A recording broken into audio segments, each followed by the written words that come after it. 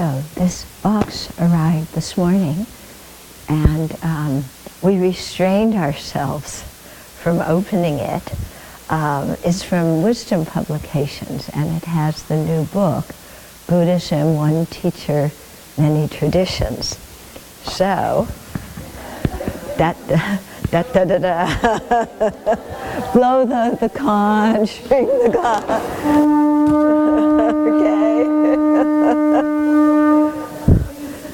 Okay. Okay.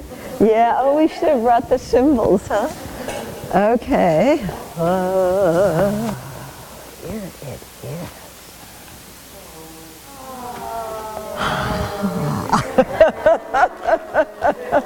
Yay!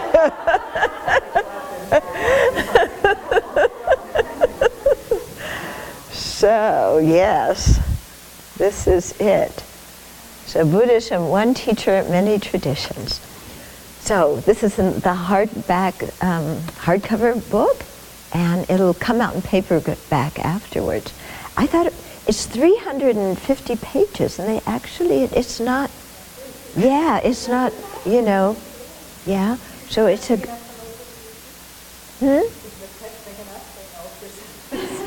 Is the print big enough? Well, let's see. Okay.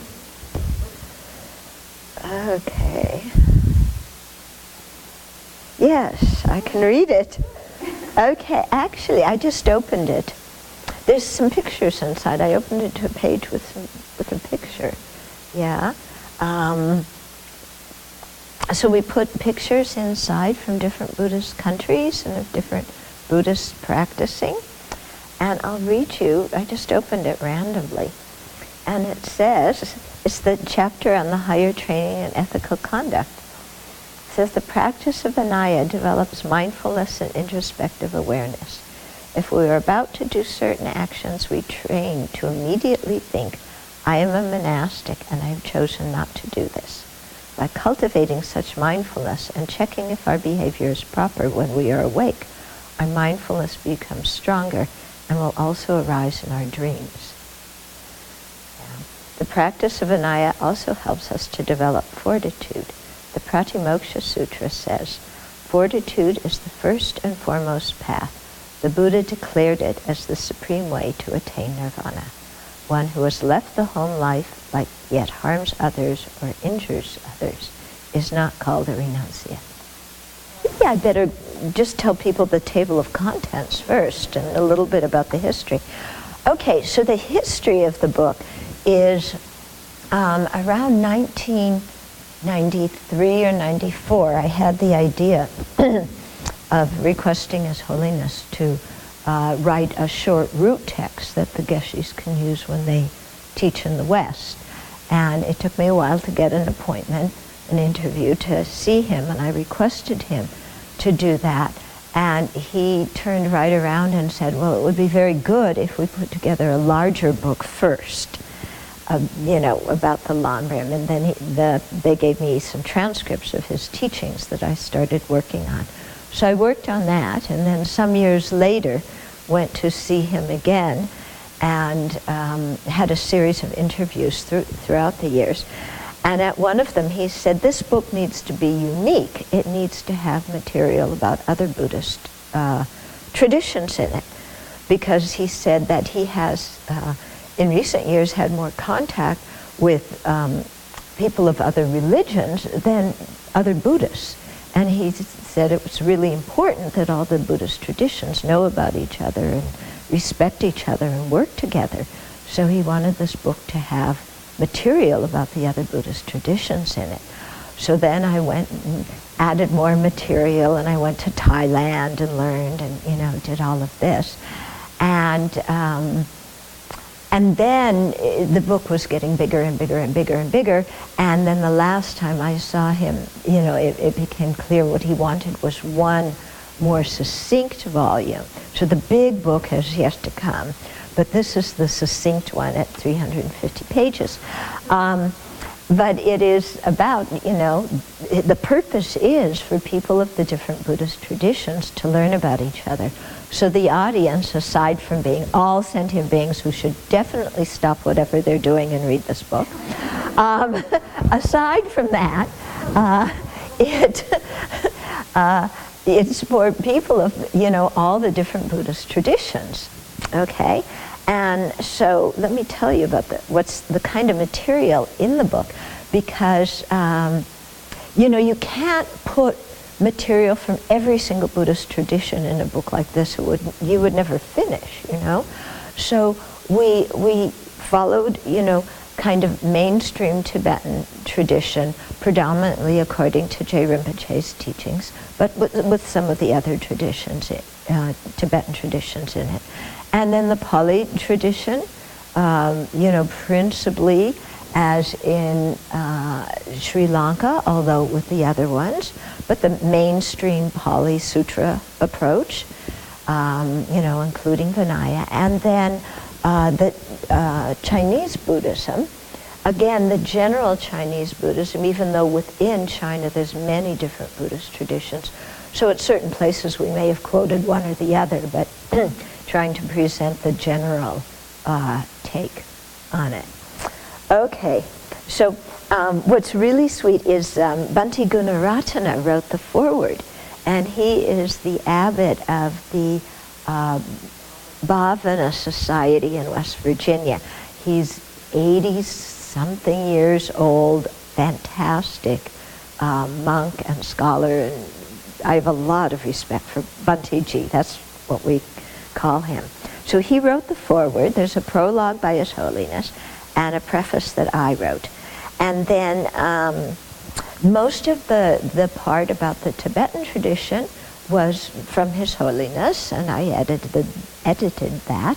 And then I added the part about the Chinese Buddhism and the Pali tradition. So it starts out about the origin and spread of the Buddhist teachings. So the Buddha's life, Buddhist canons, about the Pali tradition, Buddhism in China, Buddhism in Tibet, and then our commonalities and diversity. Then the second chapter is about refuge. Yeah, and this is a beautiful chapter, talking about, I won't read all the things in the table of contents, but about the Tathagata's qualities, what are the three jewels from, according to the Pali tradition, according to the Sanskrit tradition, and then a little bit of comparison about how the two traditions see the Buddha's awakening, his parinirvana. Is the Buddha omniscient or not? Okay. And then the 16 attributes of the Four Noble Truths. His Holiness was very clear he wanted those in. Okay. Then a chapter, and so you have, refuge, the 16 attributes of the Four Noble Truths, set out the framework. And then, of course, the last of the Noble Truths is true path. And so that contains the 3 higher trainings. So the next 3 chapters are about the 3 higher trainings. So the higher training in ethical conduct, and talking about the importance of ethical conduct, why is there celibacy, the value of the monastic community, challenges for Western monastics, full ordination for women, some advice His Holiness has for monastics, and then a poem His Holiness wrote about the joy of monastic life. And then the higher training and concentration, again about its importance, about different spheres of consciousness, the 5 hindrances according to the Pali tradition, the 5 faults and 8 antidotes according to the Sanskrit tradition, the 8 meditative liberations, about the super knowledges, all the different kind of special powers you can get from concentration, and so on, those kinds of things. And then a discussion about, blank-minded meditation, and refuting the Tibetans' idea that that's what the Chinese do. Okay. Then the higher training in wisdom. So we have the 37 harmonies with awakening. So 4 established of mindfulness, the 4 supreme strivings, 4 bases of supernormal power, 5 faculties and 5 powers, 7 awakening factors, 8-fold noble path, And then another chapter about selflessness and emptiness, about, taken from the Pali tradition and the Sanskrit tradition. And I found this chapter was really interesting to write because, you read some of Nagarjuna's things and then you find parallels in the Pali canon, And then dependent arising, so about the 12 links of dependent arising and who cycles in cyclic existence if there is no self, if the self is empty. And then getting into different levels of dependence, causal dependence, mutual dependence, dependent designation that His Holiness talks about a lot. Then a chapter on uniting serenity and insight, the union of shamatha and vipassana. And then progressing on the path, the different stages of realization as laid out in the Pali tradition and the Sanskrit tradition. Then about nirvana in this chapter also, the different views of what nirvana is. That's really interesting. Then a big chapter about the four immeasurables, which are practiced in both the Pali tradition and the Sanskrit tradition. Then a chapter on bodhicitta, so as presented, the sevenfold cause and effect instruction and the equalizing, exchanging self with others, the four great vows in the Chinese-Japanese tradition, aspiring and engaging bodhicitta, and also about bodhicitta and the bodhisattvas in the Pali tradition. Because some people mistakenly think the Pali tradition teaches only the hearer's path, and it doesn't. It also has the bodhisattva's path. Then the next chapter, chapter 13, is the bodhisattva training in the perfections. And so there's 10 paramis, or perfections, in the Pali tradition, 10 in the Sanskrit tradition. So talking about that, which some of the 10, there's some overlap. Some of them, the terms are not the same, but the meaning of each one is found in the other traditions. Quite interesting. Okay. Then a chapter about Buddha nature and the nature of mind. Is liberation possible? What is the nature of the mind? And here there's some quotations from the Pali scriptures that talk about it, from the Chittamaja or Yogacarya viewpoint, the Madhyamaka viewpoint, the Tantrayana viewpoint, and then a short chapter also on Tantra, and then a conclusion. And the conclusion is taken from a talk that His Holiness gave. There was a meeting in Delhi in December of 2012, sponsored by the Indian government, and it had representatives from different Buddhist traditions. So His Holiness gave the concluding talk there. So this chapter is extracted from that concluding talk that he gave. Okay, so that's the book. No, I'm not excited. Boring.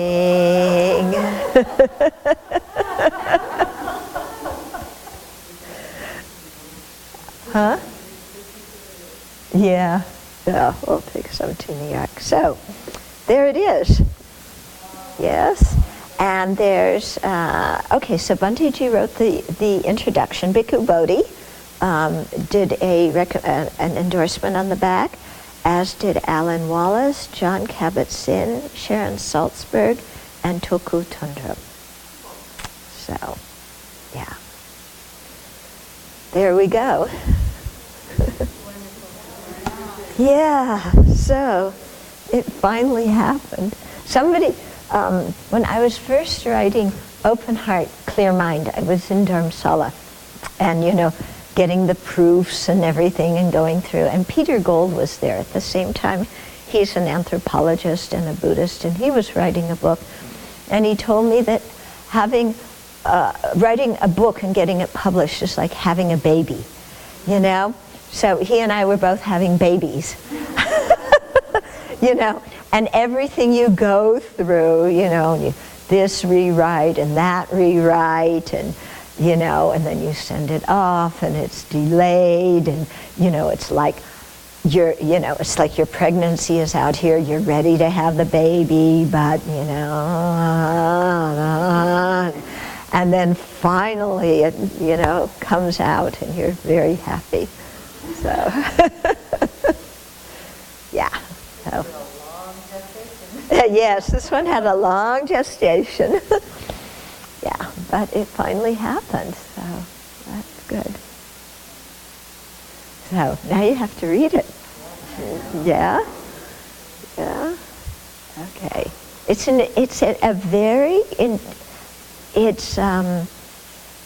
concise, you know, because I had to get so much material in not very many pages. So it's concise and like you really have to focus when you read it, but it's quite beautiful. Yeah, definitely a study group one. And then the longer book will have more explanation and Okay, so many thanks to Wisdom Publications, Tim McNeil, and also David Kittlestrom, who was my editor, and to Laura and all the other people at Wisdom. I can't remember all their names, but they all contributed to make it a reality. Yeah. And also incredible thanks to Samdong Rinpoche for helping to facilitate it. And then also all the different people from whom I learned about Chinese Buddhism and Pali, you know, the Pali tradition, because I had to, you know, go different places and study with different people and all. So much help. And also definitely to the Buddha and